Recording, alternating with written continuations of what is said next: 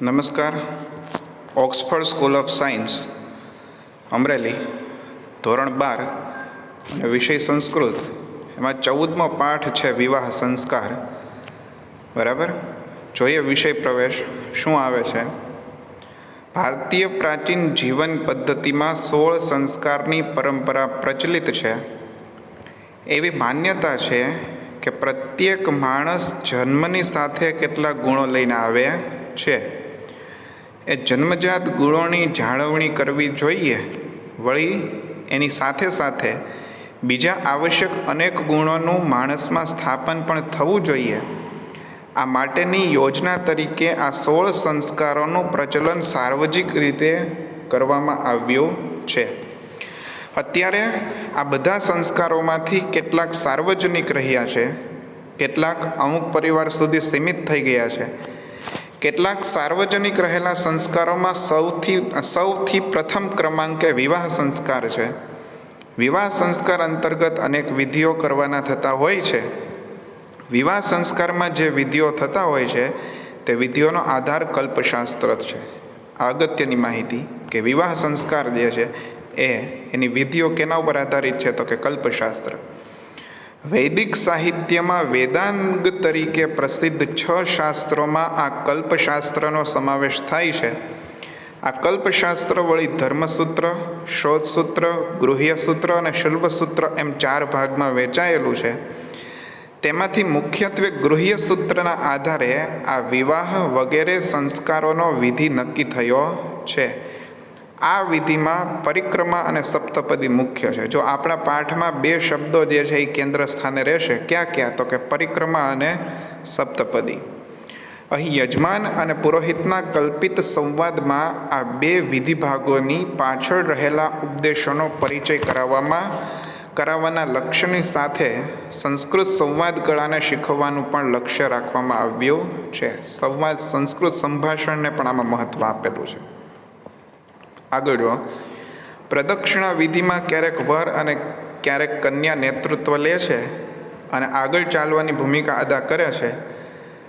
આ ઉપરથી એવું સૂચન છે કે ઘર પરિવારના કેટલાક કાર્યોમાં વરનું નેતૃત્વ હોવું ઘટે તો કેટલાક કાર્યોમાં કન્યાનું નેતૃત્વ હોવું ઘટે, એટલે કે હોવું જોઈએ. જ્યારે સપ્તપદીના વિધિમાં વર કન્યાને સાથે સાથે ચાલવાનું હોય છે. અહીં એ સંદેશ છે કે ઘર પરિવારના કેટલાક કાર્યોમાં બંને દિશા અને ગતિ એક સરખી રાખવાની છે અને સાથે સાથે ચાલવાનું છે.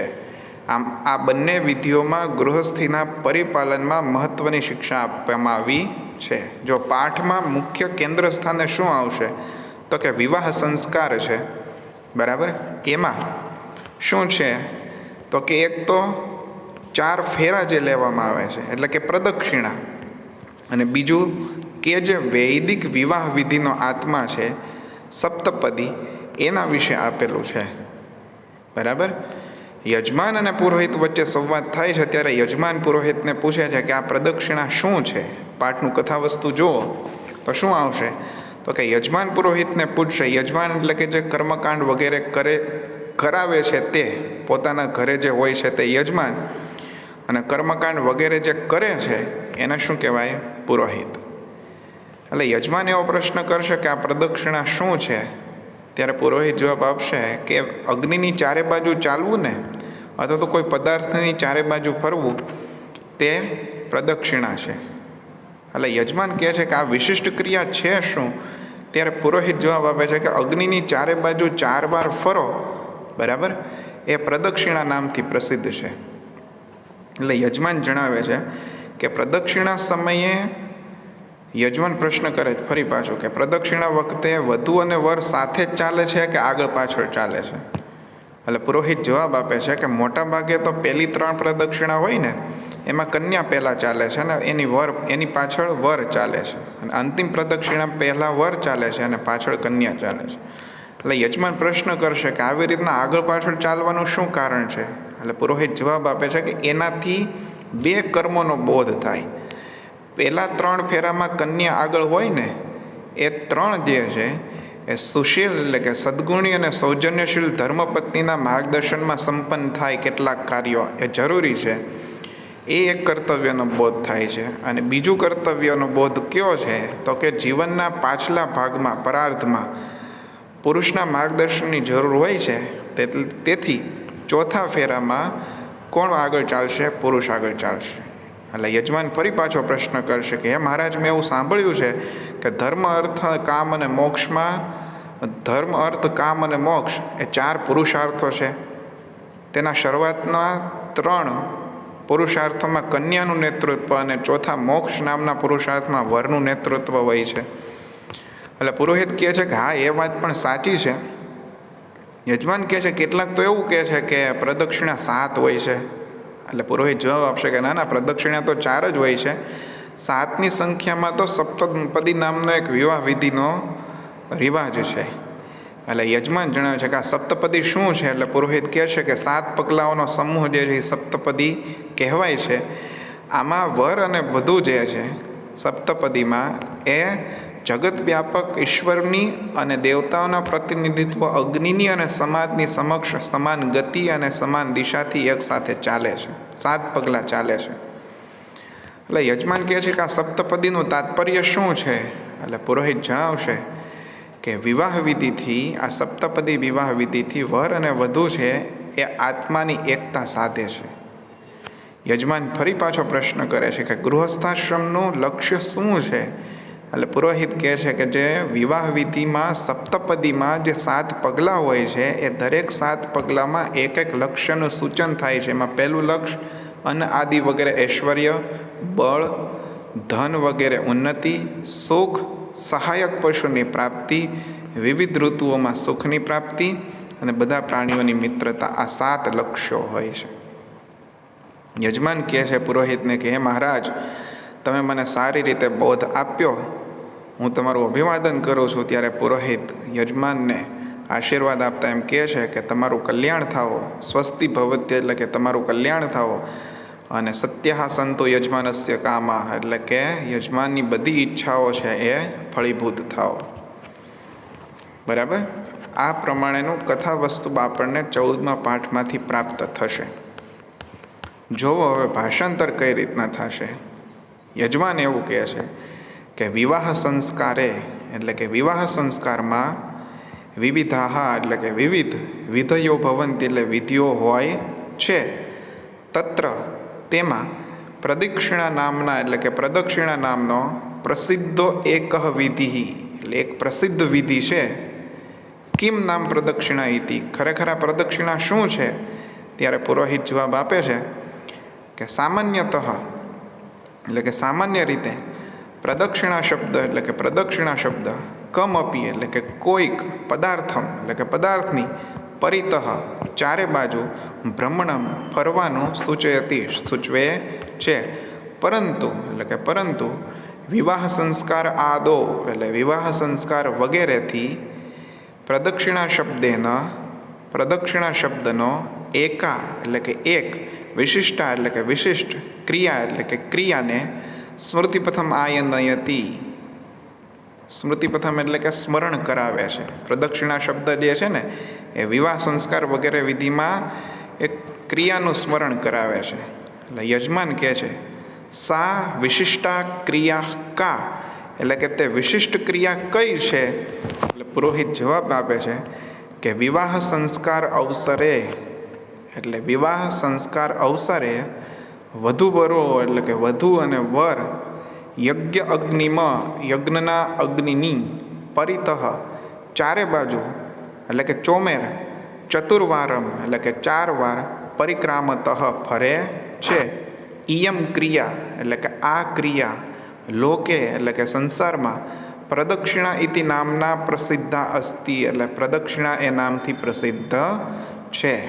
યજમાન પૂછે છે કે પ્રદક્ષિણા અવસરે એટલે કે પ્રદક્ષિણા વખતે વધુવરો એટલે કે વધુ અને વર સહેવ ચલતઃ સાથે જ ચાલે છે, અથવા કે અનુક્રમેણ ચલતઃ આગળ પાછળ ચાલે છે. એટલે પુરોહિત જવાબ આપે છે કે પ્રાયઃ એટલે કે મોટા ભાગે તિસૃષુ પ્રદક્ષિણાસુ એટલે કે 3 પ્રદક્ષિણામાં કન્યા પ્રથમમ ચલતી કન્યા પહેલાં ચાલે છે, અને તદનુ તેની પાછળ વરહ ચલતી એટલે કે વર ચાલે છે. તતઃ પછી અંતિમાયામ એટલે કે અંતિમ પ્રદક્ષિણાયામ પ્રદક્ષિણામાં વરહ એટલે કે વર પ્રથમમ ચલતી પહેલાં ચાલે છે અને તદ અનુકન્યા તેની પાછળ કન્યા ચાલે છે. એટલે કે પહેલી 3 પ્રદક્ષિણામાં કન્યા આગળ ચાલશે અને છેલ્લી પ્રદક્ષિણામાં વર આગળ ચાલશે. એટલે યજમાન છે અને ફરી પાછો પ્રશ્ન થાય છે કે અનુક્રમેણ પ્રચલને આગળ પાછળ ચાલવાનું અનુક્રમેણ પ્રચલને એટલે કે આગળ પાછળ ચાલવાનું કિમ પ્રયોજનમ શું પ્રયોજન છે. એટલે પુરોહિત કહે છે કે એવમ હિ મન્યતે યત એવું મનાય છે કે ગૃહસ્થાશ્રમસ્ય એટલે કે ગૃહસ્થાશ્રમના નાના વિધાની કાર્યાણી એટલે કે વિવિધ કાર્યો સુશીલાયાહ એટલે કે સદ્ગુણી અને સૌજન્યશાલિન્યાહ એટલે કે સૌજન્યશીલ ધર્મપત્ન્યાહ એટલે કે ધર્મપત્નીના માર્ગદર્શને સંપન્નાની ભવતી માર્ગદર્શનમાં સંપન્ન થાય છે. અતઃ આથી એતાદૃશે ક્રમે એટલે કે એવા તેષુ કાર્યશુ એવા તે કાર્યોમાં કન્યાયાહ નેતૃત્વમ સ્યાત કન્યાનું નેતૃત્વ હોય છે. ચ વરશ્ચ લખેલું છે ને એમાંથી ચ અલગ પડશે. ચ અને વરહ એટલે કે વર તસ્યાહ એટલે કે તેનું અનુકરણમ કુર્યાત વરે તેનું અનુકરણ કરવું જોઈએ. ઇતિ એવમ આમ એકમ કર્તવ્યમ એક કર્તવ્યનું સૂચિતમ ભવતી સૂચન થાય છે.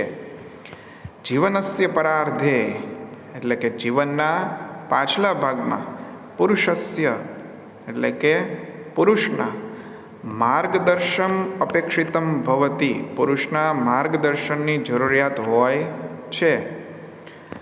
ચતુર્થ્યામ પ્રદક્ષિણાયામ ચોથી પ્રદક્ષિણામાં વરહ અગ્રિમો ભવતી વર આગળ હોય છે. અર્થાત એટલે કે તત્ર તેમાં વરસ્ય નેતૃત્વ સ્યાત વરનું નેતૃત્વ હોય છે. ચ અને કન્યા એટલે કે કન્યાએ તસ્ય તેનું અનુકરણમ કુર્યાત અનુકરણ કરવું જોઈએ. ઇતિ આમ ઇત્યેવમ આમ અપરમ બીજા એક અપરમ એકમ બીજા એક કર્તવ્યમ એટલે કર્તવ્યનું સૂચિતમ ભવતી સૂચન થાય છે. એટલે કે ખ્યાલ આવે છે. જો યજમાને જે પ્રશ્ન પૂછેલો છે કે આગળ પાછળ ચાલવાનું શું પ્રયોજન છે, એટલે પુરોહિત કહે છે કે પહેલું કારણ શું છે તો કે જે વિવિધ કર્તવ્યો છે એ સદ્ગુણી જે પત્ની છે એના માર્ગદર્શનમાં સંપન્ન થાય છે. એટલે પહેલાં 3માં તે આગળ ચાલે છે. અને બીજું ક્યાં કર્તવ્યનું સૂચન થાય છે તો કે જીવનના પાછલા ભાગમાં કેની જરૂર હોય છે તો કે પુરુષના માર્ગદર્શનની જરૂર હોય છે. એટલા માટે થઈને છેલ્લો જે પ્રદક્ષિણા છે એમાં પુરુષ છે એ પાછળ ચાલે છે અને કન્યાએ તેનું અનુકરણ કરવાનું હોય છે.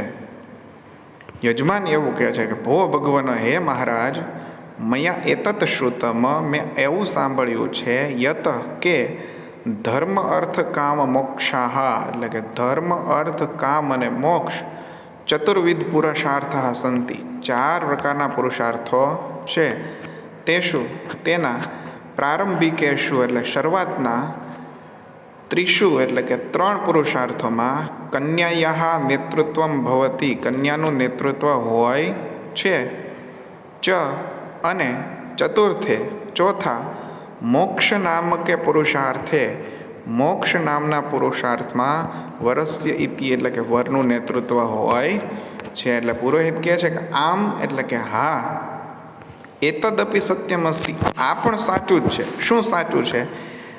યજમાને જે કીધું ને કે ધર્મ અર્થ કામ અને મોક્ષ 4 પુરુષાર્થો હોય છે અને એના 3 પુરુષાર્થોમાં પહેલા 3 પુરુષાર્થમાં કન્યાનું નેતૃત્વ હોય છે અને ચોથા મોક્ષ નામના પુરુષાર્થમાં વરનું નેતૃત્વ હોય છે.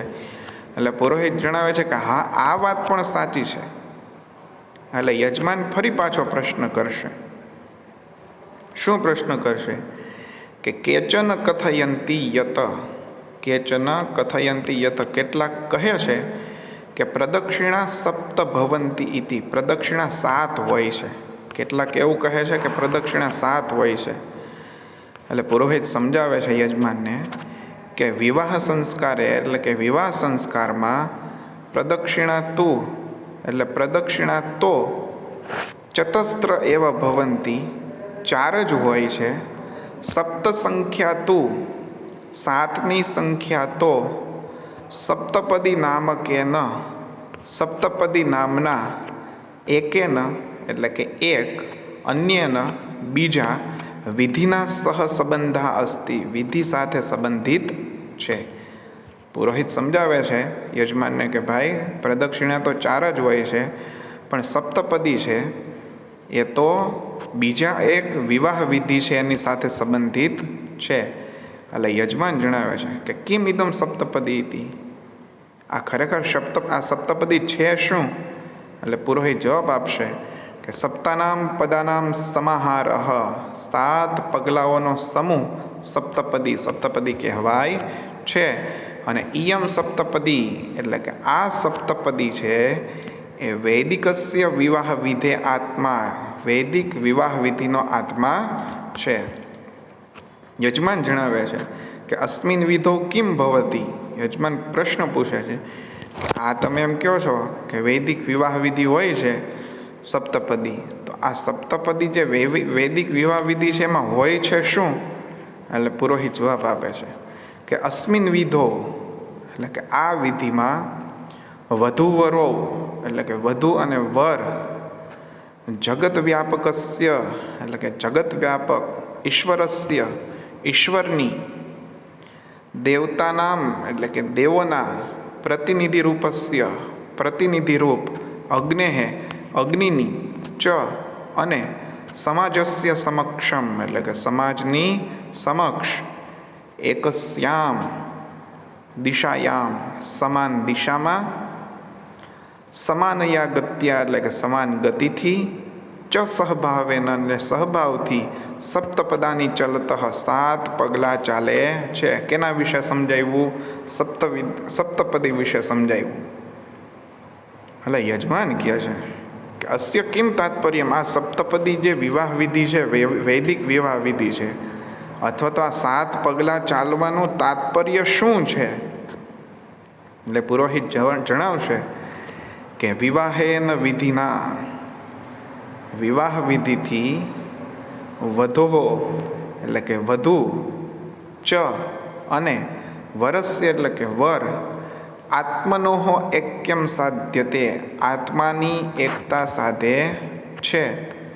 અર્થાત એટલે કે શરીરેણ ભિન્નો અપી, શરીર જુદા હોવા છતાં પણ, શરીરેણ ભિન્નો અપી એટલે શરીર જુદા હોવા છતાં પણ, વધુ વરો એટલે વધુ અને વર, આત્મનામ એકત્વમ ભજતઃ, આત્માની એકતાને ભજે છે અથવા આત્માની એકતાને પામે છે. કોણ? તો કે વધુ અને વર.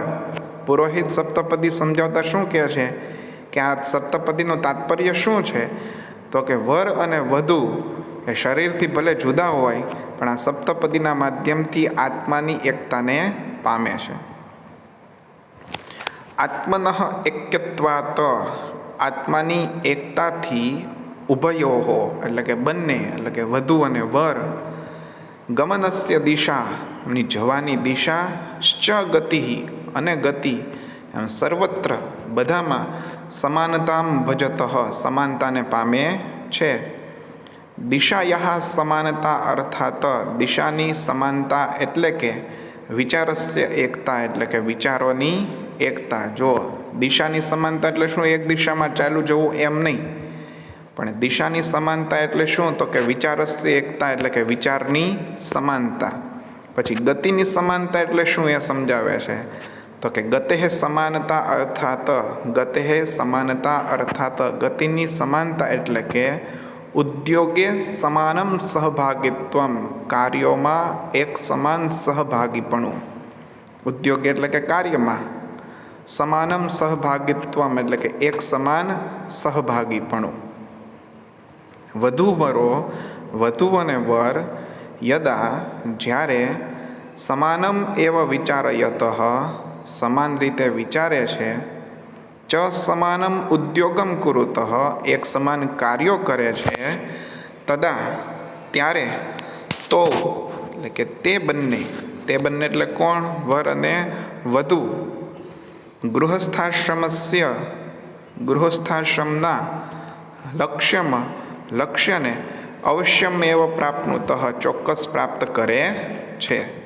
જો યજમાને શું કીધું કે ભાઈ આ સપ્તપદી છે એનું તાત્પર્ય શું છે? એટલે પુરોહિત જવાબ આપે છે કે જે આ સપ્તપદી નામનો વૈદિક વિવાહ વિધિનો જે આત્મા છે ને, એનાથી વધુ અને વરના શરીર જે છે એ ભલે અલગ અલગ હોય, પણ આ જે વૈદિક વિવાહ વિધિ છે એના માધ્યમથી એ વધુ અને વર છે એ બંને આત્માની સમાનતા પામે છે અને ગૃહસ્થાશ્રમના લક્ષ્યને સિદ્ધ કરે છે. અને બીજી પણ બે બાબતો સમજાવી. કઈ? દિશાની સમાનતા એટલે શું? તો કે વિચારોની સમાનતા. અને ગતિની સમાનતા એટલે શું? તો કે કાર્યની સમાનતા. હવે પુરોહિતે એવું કીધું કે ગૃહસ્થાશ્રમના લક્ષ્યને વર અને વધુ પ્રાપ્ત કરે છે સપ્તપદી દ્વારા. એટલે યજમાન ફરી પાછો પ્રશ્ન કરશે કે ખરેખર ગૃહસ્થાશ્રમનું લક્ષ્ય શું છે? યજમાન એવું કહે છે કે અસ્ય ગૃહસ્થાશ્રમસ્ય, આ ગૃહસ્થાશ્રમનું કિમ લક્ષ્યમાં, શું લક્ષ્ય છે? એટલે પુરોહિત જવાબ આપે છે કે સપ્તપદ્યામ એટલે કે સપ્તપદીમાં, યાની જે, સપ્તપદાની સંતિ એટલે કે 7 પગલાઓ હોય છે, તાની તેમાં એકૈકમ લક્ષ્યમ સૂચયંતી, તે 7 પગલાં જે છે ને એ એક લક્ષ્યને સૂચવે છે. કોણ જણાવે છે આવું? પુરોહિત. કોને જણાવે છે? યજમાનને. કયા પ્રશ્નના જવાબમાં? તો કે ગૃહસ્થાશ્રમનું લક્ષ્ય શું છે એ પ્રશ્નના જવાબમાં પુરોહિત કહે છે કે સપ્તપદ્યામ યાની સપ્તપદાની એટલે કે સપ્તપદીમાં જે 7 પગલાઓ હોય છે, સંતિ એટલે કે હોય છે, તાની એટલે કે તેમાં એકમ લક્ષ્યમ સૂચયંતી એક લક્ષ્યનું સૂચન થાય છે. એવમ વિધિમ કુર્વન એટલે કે આ વિધિ કરતા વરહ ચ વધુ, વર અને વધુ, યસ્ય મંત્રસ્ય ઉચ્ચારણમ કુરુતઃ જે મંત્રનું ઉચ્ચારણ કરે છે, તત્ર તેમાં, ઇમાની આ, સપ્તલક્ષાની એટલે કે 7 લક્ષ્યોનું સૂચિતાની સંતિ એટલે સૂચન થાય છે. જો 7 પગલાઓ જે છે એ 7 લક્ષ્યો સૂચવે છે અને આ 7 લક્ષ્યો છે એનું સૂચન કેમાં થાય છે? તો કે જ્યારે સપ્તપદી નામનો વૈદિક વિવાહ વિધિ કરવામાં આવે છે અને વધુ અને વર જે મંત્રોનું ઉચ્ચારણ કરે છે, એમાં જ તે આ 7 જે લક્ષ્યો છે એનું સૂચન થઈ જાય છે. પેલું કયું? તો કે અન્ન આદિ ઐશ્વર્યમ, અન્ન વગેરે ઐશ્વર્ય. બીજું તો કે બલાય એટલે કે બળ, યોગ્ય ક્ષમતા. ત્રીજું તો કે ધનાદિનામ ઉન્નતયે એટલે કે ધન વગેરેની ઉન્નતિ. ચોથું લક્ષ્ય તો કે સુખાય એટલે કે સુખ માટે. પાંચમું તો કે સહાયકાનામ પશુનામ પ્રાપ્તયે એટલે સહાયક પશુની પ્રાપ્તિ માટે. એટલે શું સહાયક પશુ એટલે શું? તો કે પહેલાંના સમયમાં અત્યારે જેમ ધનનું મહત્ત્વ છે એમ ત્યારે પણ ધનનું મહત્ત્વ તો હતું જ, પણ સાથે સાથે ખેતી વગેરે પશુપાલન માટે પણ પશુઓનું ખૂબ જ મહત્ત્વ હતું. એટલે 7 લક્ષ્યોમાંનું એક લક્ષ્ય કયું લખેલું છે? તો કે સહાયક પશુઓની પ્રાપ્તિ માટે. છઠ્ઠું શું છે? તો કે ઋતુભ્ય એટલે કે ઋતુઓ અર્થાત એટલે કે ઋતુનામ સુખાનુભાવાય એટલે કે ઋતુઓના સુખદ અનુભવ માટે. અને 7મું લક્ષ્ય શું છે? તો કે સર્વ પ્રાણીનામ મિત્રતા ભવેત ઇતિ, બધા પ્રાણીઓથી મિત્રતા પ્રાપ્ત થાય સપ્તલક્ષ્ય ઇતિ ભવેત એટલે કે થાય, ઇતિ એમ, સપ્તલક્ષ્યાની એટલે કે 7 લક્ષ્યો નિર્ધારિતાની સંતિ એટલે નક્કી કરેલા છે. જો યજમાન દ્વારા પ્રશ્ન પૂછવામાં આવ્યો કે ગૃહસ્થાશ્રમનું લક્ષ્ય શું છે, ત્યારે પુરોહિત જવાબ આપે છે કે સપ્તપદીમાં જે જુદા જુદા 7 પગલાઓ છે, એ 7 પગલાઓ છે એ એક લક્ષ્યનું સૂચન કરે છે. એ લક્ષ્ય ક્યાં ક્યાં છે? કોના લક્ષ્ય? તો કે ગૃહસ્થાશ્રમના લક્ષ્ય. પહેલું લક્ષ્ય કયું છે? તો કે અન્ન આદિ વગેરે ઐશ્વર્ય. બીજું લક્ષ્ય કયું છે? તો કે બળની પ્રાપ્તિ એટલે ક્ષમતા પ્રાપ્ત થાય. ત્રીજું લક્ષ્ય તો કે ધનાદિનામ ઉન્નતય એટલે કે ધન વગેરે ઉન્નતિ પ્રાપ્ત થાય. સુખાય એટલે સુખની પ્રાપ્તિ થાય. સહાયકાનામ પશુનામ પ્રાપ્તય એટલે કે સહાયક જે પોતાની આજીવિકા ચલાવવા માટે સહાયક પશુઓ છે એની પ્રાપ્તિ થાય. ઋતુભ્ય એટલે વિવિધ ઋતુઓનો સુખદ અનુભવ થાય. અને સર્વ પ્રાણીના મિત્રતા ભવે, બધા પ્રાણીઓની મિત્રતા પ્રાપ્ત થાય. એવા 7 લક્ષ્યો છે નક્કી કરેલા છે. એટલે યજમાન કહે છે પુરોહિતને કે ભવતા એટલે કે આપે, અહમ એટલે કે મને, સમ્યક પ્રબોધિત એટલે સારી રીતે ઉપદેશ આપ્યો છે, સારી રીતે બોધિત કર્યો છે, સારી રીતે સમજાવ્યો છે. ભવતે નમો નમઃ, હું તમને અભિવાદન પ્રણામ કરું છું. ભવતે નમો નમઃ, હું આપનું અભિવાદન કરું છું, તમારું પ્રણામ કરું છું. એટલે યજમાનના પ્રણામના જવાબમાં પુરોહિત છે એ યજમાનને આશીર્વાદ આપતા એમ કહે છે સ્વસ્તિ ભવત્યે, તમારું કલ્યાણ થાવો. સત્યાહ સંતુ યજમાનસ્ય કામાહ, એટલે યજમાનની જે કંઈ પણ ઈચ્છા હોય ફળીભૂત થાઓ. આ પ્રમાણેનું આપણું જે 14મો પાઠ છે વિવાહ સંસ્કાર, એનું ભાષાંતર થશે.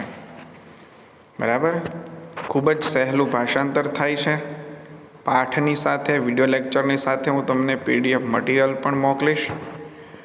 એક બાજુ તમે પાઠ્યપુસ્તકમાં આપેલો આપણો પાઠ અને સંસ્કૃત શબ્દ સામે રાખો, અને બીજી બાજુ છે એ સાથે મોકલેલું PDF મટીરિયલ કે જેમાં ભાષાંતર ગુજરાતી લખેલું છે એ પ્રમાણે એક સંસ્કૃત શબ્દ અને ગુજરાતી શબ્દ તમે કરતા જાઓ તો ભાષાંતરમાં ક્યાંય પણ તમને તકલીફ જણાશે નહીં. સાથે સાથે વિડીયો લેક્ચરમાં મેં જે પ્રમાણે કરેલું ભાષાંતર છે એનો પણ સહારો લેવો, આશરો લેવો, જેથી કરીને ભાષાંતર કરવામાં સરળતા રહેશે.